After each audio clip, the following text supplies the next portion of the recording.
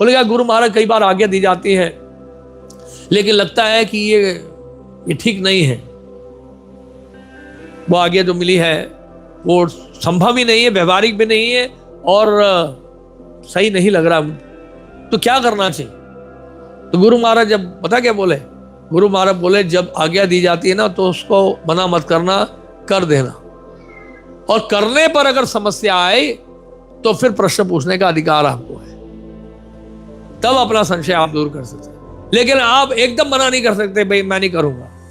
कई बार उत्तर ऐसा दिया जाता है, नहीं प्रभु जी मेरे से नहीं होगा ये कि क्या बता रहे हैं आप, ये तो बिल्कुल ही व्यवहारिक नहीं है मेरे लिए। आप कह रहे हैं नाक के बल खड़े हो, ऐसे थोड़ा होता है। आज्ञा मिली अगर नाक के बल खड़े होने में तो नाक के बल खड़े हो जाओ, और गिर जाओ अगर तब बोलना प्रभु जी मैं नाक के बल में खड़ा था, गिर गया, देखिए चोट लगी है। बोलते नहीं ठीक है मत करना।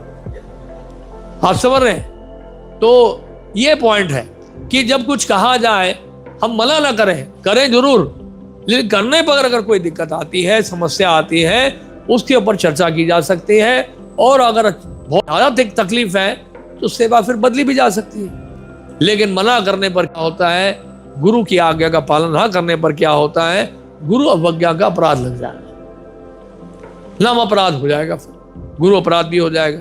तो इसलिए गुरुदेव जो कह गए उसको कर दो, अपने आप को बेवकूफ मानो, ये तो सबसे पहले है। समस्या क्या, हम अपने आप को बहुत बुद्धिमान समझते हैं, क्योंकि मैंने इंजीनियरिंग किया है, मैं बहुत क्वालिफाइड हूं, मैं बड़ा एनालिटिकल हूं, मैं बड़ा रीजनेबल हूं। आप समझ रहे, मेरा इंटेलिजेंस जो एआई से भी फास्ट चलता है। तो ये सब बातों को दिमाग से निकाल देना। मेरे पास एआई की फैसिलिटी है, या कोई ऐसा बोल सकता है? उसमें तो ऐसा बताया नहीं गया है। गुरुदेव तो कुछ और ही कह रहे हैं, एआई तो कुछ और कह रहा है। एआई ज्यादा प्रमाणिक हो गया गुरुदेव से, हमारे शास्त्र से ज्यादा प्रमाणिक एआई हो गया।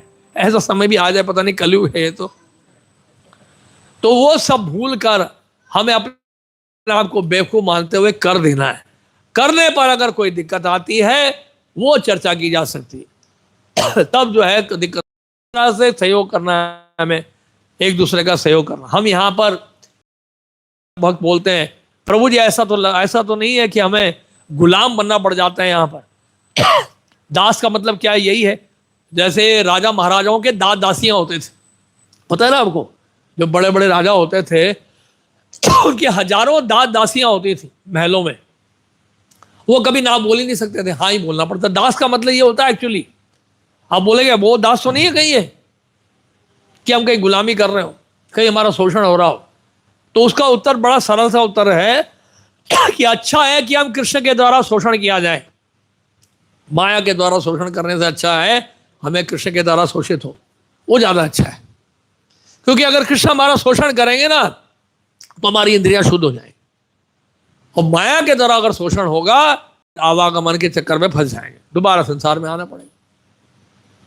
तो इसलिए अगर शोषण हो भी रहा है ये भी कृष्ण की कृपा है, हरि की कृपा है कि वो हमारा शोषण कर रहे हैं हमें शुद्ध करने के लिए। शोषण नहीं होता है वो, लेकिन ऐसा अगर सोच रहे हैं अगर तो वो भी उनकी विशेष कृपा होती है। तो इसलिए इस प्रकार हम लोग जो है एक दूसरे का सहयोग दें,